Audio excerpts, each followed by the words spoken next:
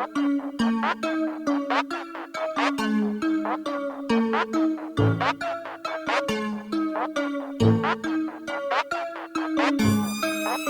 tardes, el día de hoy vamos a hablarles sobre problemáticas sociales en la vida de la mujer. Comenzamos. El feminismo, ¿qué es el feminismo para ustedes? El feminismo.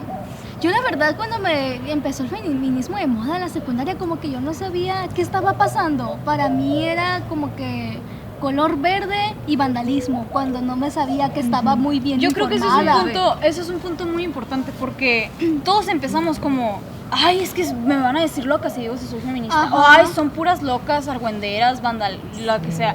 A mí me daba vergüenza decir que era feminista. Sí, o pero yo estaba creías que muy era la a favor. moda de única y diferente. Sí. Evolucionó el feminismo. Además, Sí. podríamos tener el pensamiento en aquel entonces de que estaba mal ser Ajá, feminista. sí. Entonces, Siento que es más que nada como lo que, o sea, como culturas que trae, o sea, como, por ejemplo, en mi casa, creencias más que nada.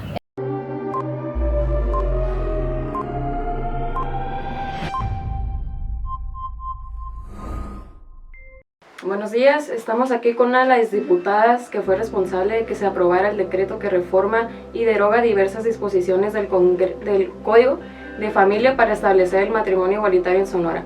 Estamos hablando de la diputada Celeste Tadei, egresada de nuestra alma mater de la licenciatura de Economía. Sabemos que también ejerciste como maestra del año 2014 hasta 2020.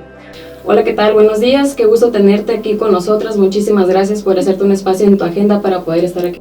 Muchas gracias, Andrea Abril, qué gusto conocerlas. Pues Andrea, por fin te conozco en persona, estar aquí, y la verdad es que yo les agradezco a ustedes la invitación, porque como les he comentado, para mí siempre pues tener este tipo de ejercicios con estudiantes es fundamental, porque creo mucho en el poder que tienen las estudiantes para transformar la sociedad. Entonces es bien importante que se mantenga esa interacción y diálogo constante entre pues la comunidad estudiantil y las autoridades o representantes populares en este caso. Muy bien, el tema que vamos a tocar el día de hoy, del por qué te invitamos, se llama problemáticas sociales en la vida de la mujer. Entonces, tú como mujer, como diputada, queremos ver tu opinión sobre todos estos temas. Entonces, te vamos a realizar unas preguntas, así, Andrea. Bueno, ¿cómo te has adentrado a este mundo como que del feminismo? O sea, ¿cómo te llamó la atención eso? Cuando me decidí a ser feminista y el camino, ¿no? Yo desde los 15 años, bueno, desde muy pequeña nací en una familia donde pues siempre se nos transmitió como la importancia de asumir la responsabilidad social, de que se tomaban decisiones a nivel político y nosotros tendríamos que estar enterados y participar en ellas, ¿no? Entonces, desde muy pequeña iba a manifestaciones demandando alguna causa que considerábamos justa y necesaria. Pero en el 2012, pues yo ya votaba, yo ya tenía más conocimiento, más conciencia, muchas cosas, y ya era una estudiante universitaria que tenía pues esta percepción de que tienes un papel ya como más claro, ¿no? en la sociedad cuando eres estudiante. Pero esa red que yo había creado con estudiantes de todo el país me permitió ver que había estudiantes mujeres en todo el país que ya estaban cuestionando mucho cuál había sido nuestra participación como mujeres estudiantes en ese movimiento. Y empezamos a darnos cuenta que si bien ya cuando yo era estudiante, pues les digo, el 2012, yo soy 132, fue el 2012, hace 10 años. Entonces ya estaba muy equilibrado, ya habíamos mitad mujeres estudiantes y mitad hombres. Quizás todavía las ingenierías predominaban mucho los hombres, ahorita ya lo veo más equilibrado, pero una creía que ya se había acabado el machismo, ¿no? Cuando estaba yo participando. Y cuando fuimos viendo esta red de mujeres que también habían estado en el movimiento, que empezaron a decir, oye, pero es que los hombres son los que siempre al final, o sea, nosotros somos las que tomamos las notas y ellos son los que organizan la reunión y los que tienen más, su opinión es más importante y todo eso. Entonces ya empecé yo a reflexionar junto con ellas, o sea, fue una reflexión colectiva, porque ya estaba llegando esta cuarta ola del feminismo, no nada más en México, sino en toda Latinoamérica y también en Europa, ¿no? Pues de pronto había ciertas relaciones desiguales entre hombres y mujeres, y luego ya empiezas a acomodar y conectar con más cosas, porque de hecho yo fui de las que algunas de estas amigas que les digo de toda la república que empezaron a asumirse feministas, y yo empecé siendo así de que qué locas, ni al caso, ya tenemos todo resuelto, ya no hay machismo, ¿no? O sea, yo creo que todas empezamos así, pensando que las feministas estaban medio locas, ¿no? Y ya entonces te empiezan a decir cosas y ya lo empiezas a reflexionar. Y me acuerdo que el día que yo dije, soy feminista, fue un día que leí el artículo de una amiga que explicaba por qué el acoso callejero no era algo menor, que era una relación de poder, porque a nosotros nos habían enseñado que siempre que te acosaban, o sea, que ibas caminando en la calle y te gritaban algo, ay, ignora lo que es simple, no le hagas tanto drama, ¿no? O que puede ser un halago también. O puede ser un halago, o sea, agradece que te gritaron y todo, ¿no? Pero esta amiga había hecho una reflexión en la cual decía, es que no es una cuestión de que te quiera decir que estás bonita, porque no hay esa necesidad, sino que el hombre está recordándote que ese espacio es de él y que tú eres una colada en ese espacio y que él te puede decir y hacer lo que se le dé la gana. O sea, es una relación de poder, ¿no?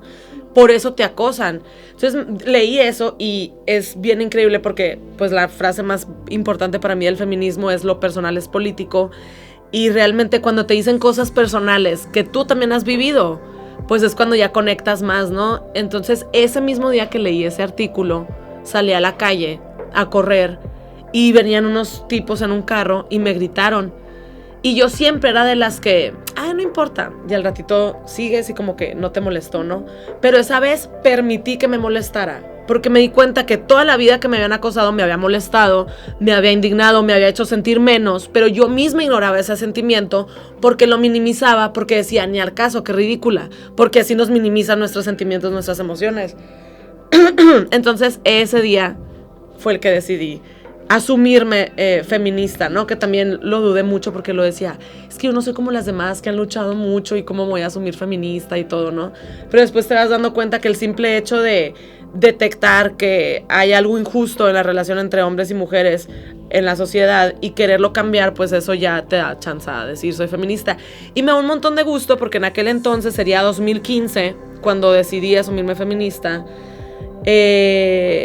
Como que todavía yo les llegaba con mis amigos o amigas y decía soy feminista y la gente se asustaba, y me da mucho gusto que ahora 7 años después todas las personas se asuman feministas. Me da mucho gusto, pero incluso personas muy conservadoras que a lo mejor están en contra del derecho a decidir sobre el cuerpo de las mujeres ya se asumen feministas, ¿no? 30, 20, Lo que yo iba a decir es que a mí me han tratado de tocar un señor que yo creo que me triplicaba la edad, y yo la neta tengo una complexión muy pequeña. Entonces, sí, todavía no era mayor de edad, pero parecía una niña de 10 años, te lo juro, parecía una niña de 14 años. Y el amigo me quiso tocar. Fue impresionante. Y en ese momento tú dices, ay, pues pégale, dile.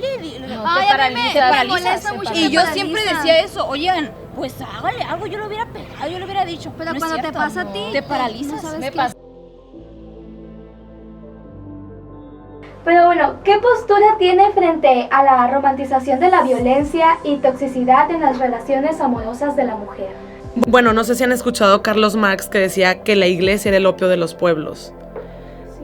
¿No? Que a través de la iglesia dominaban el pensamiento de los obreros o de las clases más desprotegidas para mantener y perpetuar un sistema desigual, ¿no? Que es el capitalismo, según lo que decía Marx. Pues esta teórica dice que el amor romántico es el opio de las mujeres.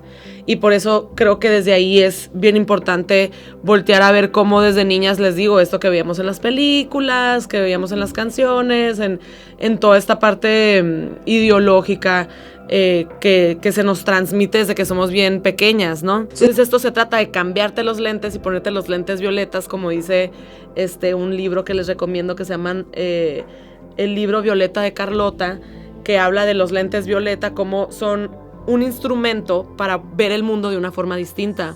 Entonces necesitamos quitarnos los lentes que ya traemos para ponerlos violeta y dejar de romantizar aquello que desde tan pequeña se nos enseñó que era lo más bonito, ¿no? O sea, la película donde llega el príncipe y te rescata y tú lo único que tienes es que eres bonita y es tu único sueño y a lo único a lo que aspiras, ¿no? Sí, tocando ese tema de las películas, yo he visto que últimamente, en los últimos años, las películas de Disney han cambiado mucho Muchísimo. la manera de dar los mensajes, así como que lo está normalizando y como que más igualdad, por así decirlo. Sí, y me encanta esto que mencionas, porque yo también lo pienso muchísimo, todo lo que ha cambiado. De hecho, no sé si han visto la película Encanto. Sí. Me tiene encantada, realmente, está muy bonita. Y sí he visto como, creo que todos los que nos fijamos en Disney, pues he visto esa evolución, ¿no? O sea, a mí me tocó crecer viendo Blancanieves y Bella Durmiente, y la verdad es que las veo ahorita y digo, a la más, ajá. No, y además imagínate, La Bella Durmiente es una película, y de verdad, o sea, yo no quiero criticar La Bella Durmiente en el sentido de es pecado verla, porque realmente me acabé el VHS de tanto que la vi, ¿no?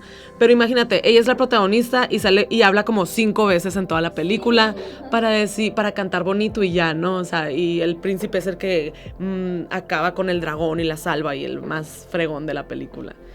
En ese sentido, creo que la industria cinematográfica busca guiar y dar un mensaje.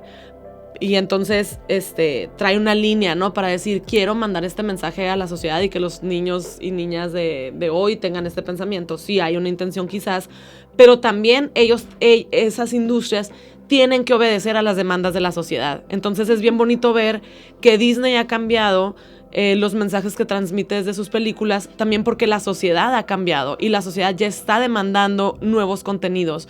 Y en ese sentido tenemos que tener muy claro que no podemos volver a nuestra comodidad. O sea, hay veces que logramos algo y luego ya dijimos, ya lo logramos todo. No, o sea, hay que seguir demandando porque no es nada más Disney solo el que nos está mandando esos mensajes. Nosotros se lo estamos demandando a Disney de alguna forma y no hay que dejar de demandarlo, ¿no? No, está muy padre la pregunta también. Bueno, ¿cómo crees que se ha transformado el feminismo hasta la actualidad? Pues sí, creo que como se los he comentado ahorita, ¿no? Toda mi misma evolución en torno al feminismo, que les digo que hace 7 años pues era feminazi loca, ¿no? Quien se asumía feminista y ahorita, como les digo, hasta los sectores más conservadores, los sectores más conservadores de la sociedad, que fueron los primeros en decirnos feminazis, pues ahorita se asumen feministas y eso para mí es una gran victoria, pero es verdad que con la masificación del feminismo pues se diversifica más y se vuelve una lucha más compleja. Ahorita ya vemos como hay muchas posturas distintas en el feminismo y hay conflictos entre unos sectores y otros.